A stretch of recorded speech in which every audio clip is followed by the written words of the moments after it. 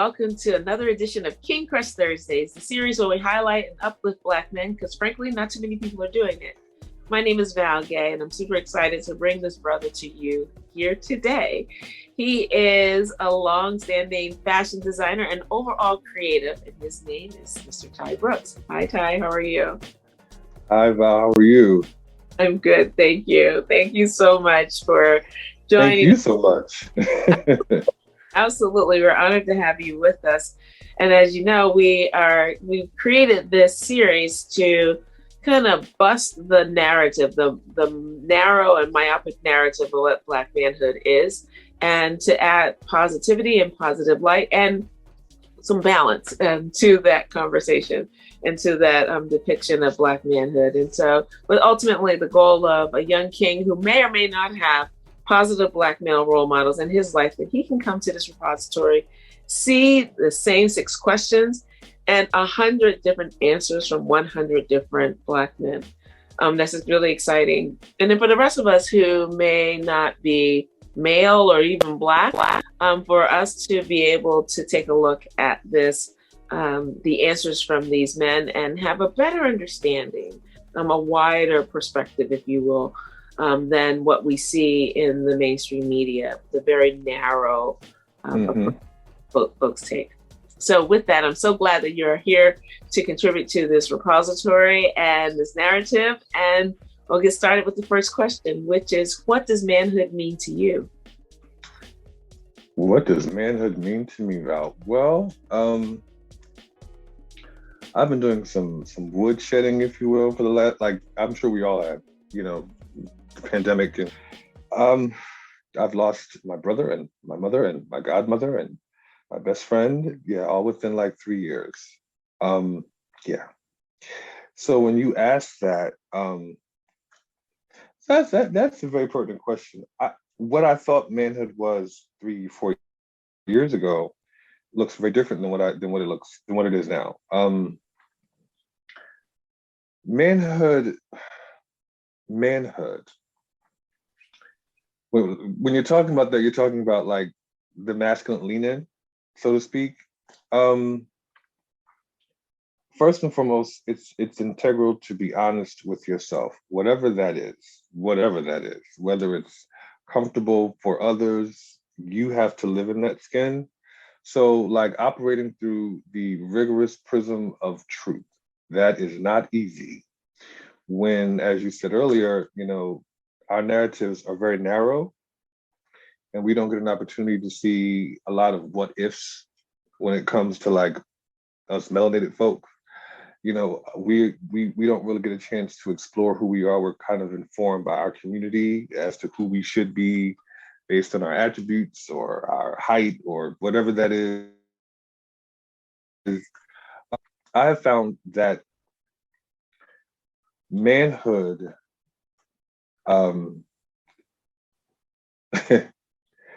is a rigorous effort to follow your truth, period. And there's something to be said, people say you're not really an adult until you've lost a parent.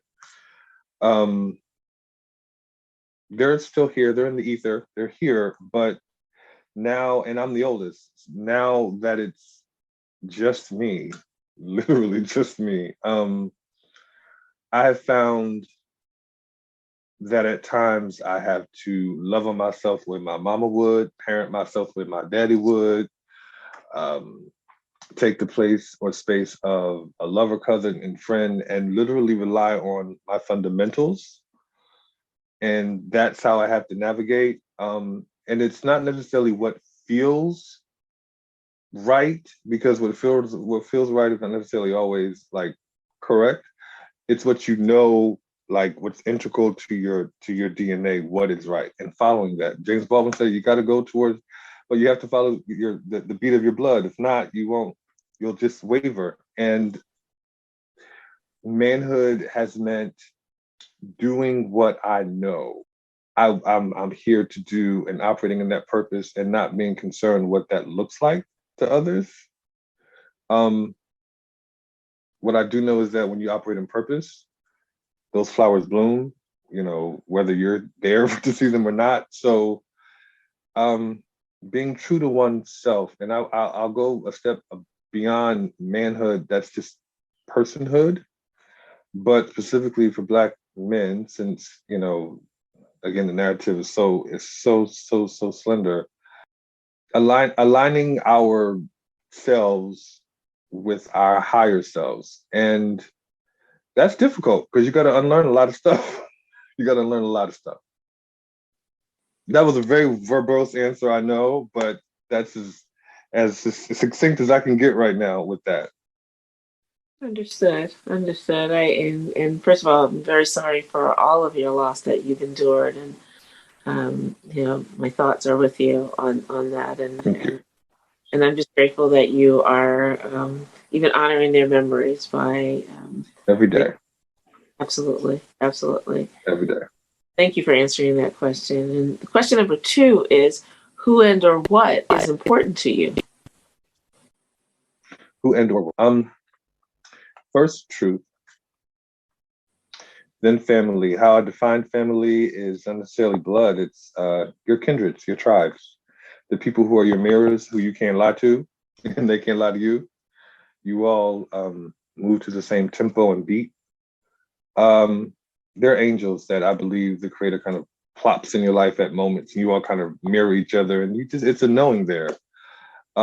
Truth, your tribe or your family, and then community. I'm really big these days on showing up as myself, because as a little bit, I didn't see a lot of me either, so, and being raised in the charismatic Church of God in Christ, that whole thing. My mother was a pastor, so the whole gamut of what that is. I saw ideas of Black men, but I didn't necessarily fit into what that was.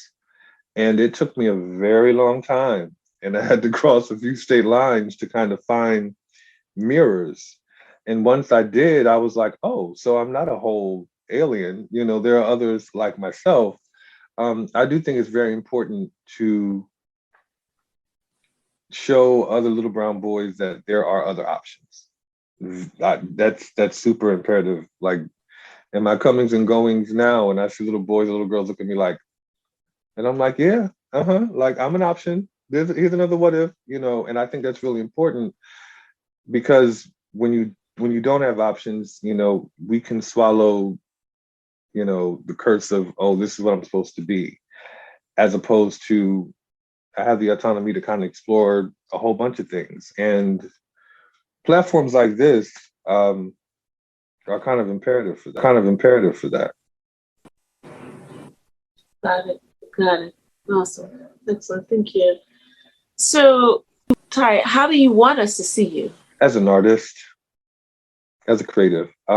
My medium is design, and what I do with that, it's all art, essentially, that is then translated to garments. But, poet, writer, vocalist, creative. So kind of under the umbrella itself of like all things artisanal. That's me. Got it. Understood. Yeah. So, Ty, what is your epic dream? I just did New York Fashion Week in February, and that was huge. And it was amazing, and the response has been great. And I have been on a high since. A lot of work, but I'm super grateful for that. What I've realized is that is my absolute passion. My passion is I get off on transforming folk. Like, for people to show up and, look at a garment and be like, oh, I couldn't possibly. And then, of course, you put them in it, and all of a sudden, like, they bloom. And it's fashion is I found it to be transformative. I love that they're like, I had no idea, and I'm like, I did. It's all in you. That I enjoy. That's kept me sane. What I'm realizing, quite honestly, is that it's not just fashion. It's to inspire, like clearly, like through fashion, be that through song, be that through poetry. I'm here to elicit truth and light and create like options, and illuminating those things first in myself makes it easier to illuminate in other people. They get to see that. And it's taken a long time and a lot of ego shedding to get there, because you start to realize that it's not really about you. You're just kind of a conduit. Um, and I'm leaning more into that than anything, and just kind of utilizing all of my gifts to inspire, be that apparel, be that talks, be that poetry, be that singing. Like I'm as an instrument, I'm here to get used. You know, that's my dream. Got it. Got it. Excellent. Thank you so much. So you've been answering this question all along implicitly, but I am going to ask you explicitly. Mr. Ty Brooks, who are you? You know what? I'm still learning that, but I will say I am a mirror. You know, being an artist, you know, we all think we're kind of offbeat and kind of, you know, lean a little to the left, or we're extremists. And a lot of times we think that way, and it becomes a defense mechanism because it serves us, because we weren't popular, or people didn't get us. So being other, under that umbrella, makes it safe, as opposed to like operating in our humanity. And what I'm realizing is that who am I? I'm a myriad of every experience on this planet. And I've found that it's the very people that one may look at and be like, oh, I could never. I'm like, of course you could. Of course you could. And it's not even empathy, it's about truth. And the circumstances that have aligned themselves to make you who you are, those circumstances, by the slightest breath, could have converted you into something completely different. And I think when we allow ourselves the space to accept that,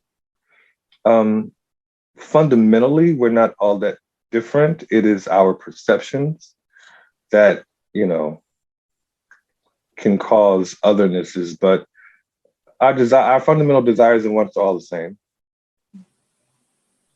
Mm-hmm. So, you know, to answer the question, who am I? A prism. A prism. Awesome. Awesome. Excellent. Thank you. So here we are already at question 6, which is there anything that I should have asked you that I didn't, or you wanted me to ask you that I didn't? In other words, what did I miss? You know what? Here's a question. What would I have told baby Ty? 14-year-old Ty, at 379 pounds. That's how I got into design. I'm a designer, but I mean, the big and tall shops, it was just like everything was high waters. And so I was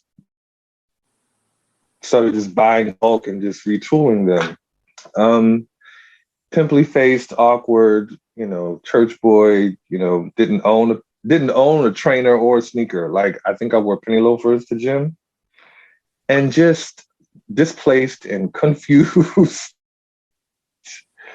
and petrified about, because the world I grew up in was so sheltered and so insular that, and you know, I was taught to be deathly afraid of any and everything that didn't have a tambourine on the other end of it. And I was clueless. Like, I was clueless as to who I was versus what was expected of me. And so I rated in a lot of fear. And honestly, I didn't know how this was going to turn out. And in fact, I used to, you know, talk to a very dear friend, and we would just make up these crazy stories about what adulthood would look like for us. And he was lonely, and he was very timid and very scared, and didn't know what he knew. I knew it was going to be different. I just didn't know what. And so if I had the opportunity to kind of circle back to like 1992, and give him a big old hug and like let him see this one and be like, yeah, it gets better, boo. It so gets better. It gets better. And that confusion and those moments of loneliness and the proverbial scratching of the head, like all 12, 13, 14-year-olds feel that on some level. Like, learn to embrace that and try, try not to lean so much in being a loner, because I found, for a long time,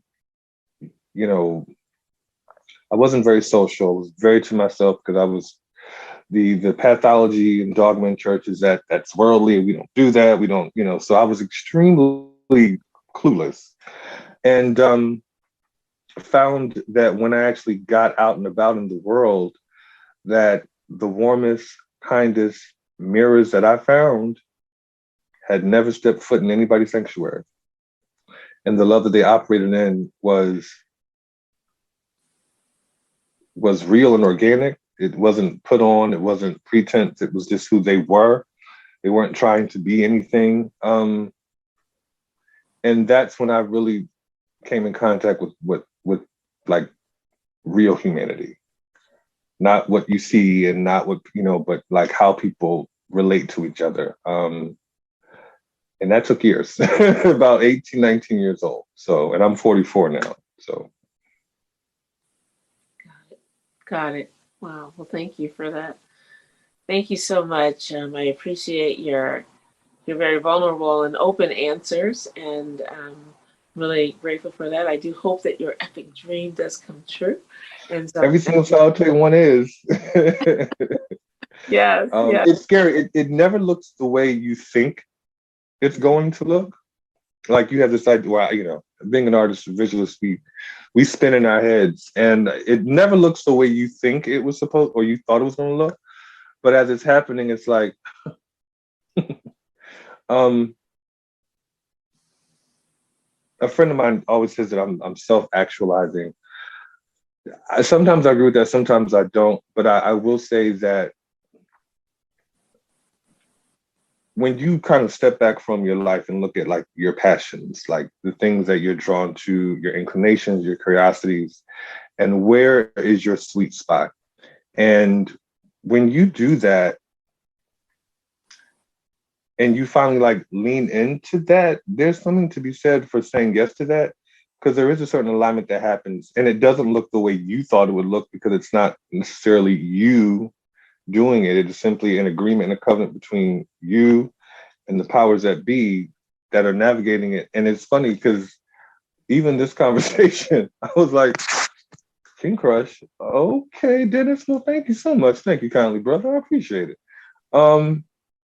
But it makes sense. It makes sense for no other reason than to give, other brown men and younger men and boys the option, so they don't have to go through what I went through, like, looking in corners and, under trucks. Like, is there anybody out here who thinks like me that's not on television? Right. And we're out there. We're out there about our business. Right. And that is the point of this narrative, Yeah, right? yeah. Project to recognize that because media writ large has narrowly defined Blackness, Black manhood, if you will, that for young kings who may or may not have, like I said, positive Black male role models in their life, to come and hopefully find, inspiration or things that will cause them to think, or guidance in this repository, which is why we ask the same 6 questions to make it as easy as possible. So what if a young king came in and read, "What does manhood mean to you?" and read 100 different answers, and to reflect on, that one doesn't resonate with me, but that one over there, I was thinking that same thing. I didn't know that was possible, right? And I think that ultimately, as a community, to be able to allow us as a community to stand on our own, if you will, and to be the individuals within that community mean, not to be so narrowly defined writ large, I think is very important. And so I'm so grateful to you Well, for. let me first say this. Thank you. You are the brain trust behind all of this. Yes. No, seriously, like, thank you. It is like representation is super important, and it needs to be vast. As vast as we are in the monolith. We all know that. But the idea that you can have 100 Black men with 100 different opinions, whether they oppose or not, but their options, their facets, and they're all organic and truthful based on that person. You platforming that is going to, like, there's at least one little Black boy that won't feel like he's a whole nut. Thank you. Thank you. Thank you. Seriously, like from the bottom of my heart, I really wish this was around circa 1985, 86, 87. Wow. Yeah. Yeah. Thank you. You are doing the creator's work here, showing the entire breadth of, our canvases, like all of it, not because we see what we see so much and so regurgitated that it does become the norm and what's expected, not in white communities, but even in our own. Absolutely. I'm 6'3" and I'm a whole artist and designer. And I remember growing up, and before anyone asked me, could I read? They were like, "You play basketball? I know you play basketball, right? Center," which I was, but it was horrible and I hated it. But even to this day, and everything about me screams individual, but even to this day, people see me like, "I know you play ball," and I'm like, "That's what you see? Like that's it." Yeah. And those kind of limits, we put them on ourselves, and it's because we choose not to explore, everything else. And I get it. I get it. And that's part of the thing that happens when you're a kid. When you're aware, you're not ignorant of how people think. You're very aware of, the gospel according to the Black community. You just think differently. And when you don't have people to affirm that, that's when you're like, and you doing this and be able to affirm that we think as vastly as our skin is varied. Like, thank you. So thank you. Seriously, like, that makes my heart smile. Oh, thank you. Thank you so much. I really appreciate that. And, again, thank you so much for being a part of this. And thank you for joining us. I really do hope that this was a meaningful conversation for you, and that if there is a positive Black man in your life that you want to highlight it in this forum, please click the link below, fill out the nomination form or in the bio, and then we'll take it. Will. Thank you so much. And I should be clear that we say positive and successful. Success has nothing to do with what someone does for a living, assuming that it's legal. I always have to put that caveat in. No, but this is the whole thing about, humans. And it's funny because, to be frank, white folks, they can be in the White House or a whole car salesman and find a cachet there. But, with us, if we're, playing basketball or in videos or slinging rocks, it's like, where do we fall? And, I've been back in Philly for about 20 years. 4 years ago, I had a conversation with an older sister woman mother, and I was just like, "Can I ask you a question?" She was like, "Shoot." I was like, "Where are all of the Black men my age? And where are they? Where are they? They are either 9 or 90. Where are they?" And she looked at me and she was like, "How long you been here?" And I was like, "What do you mean, Philly proper?" I was like, "Well, Philly proper, give or take like 5-10 years from the suburbs." She was like, "Baby." I was like, "Yes, ma'am." She was like, "The other university." And I was like, it took me a good 5 minutes to wrap my head around what she was telling me. And it made complete sense. And I was like, that also takes away the options of what we see. You know, these little, like, if the demo of, if African American men in the city of Philadelphia between 35, or let's say 34 to 40, if a great deal of them are behind bars, it's going to definitely decrease what you see visually, like what these other young cats see. And I was like, got it.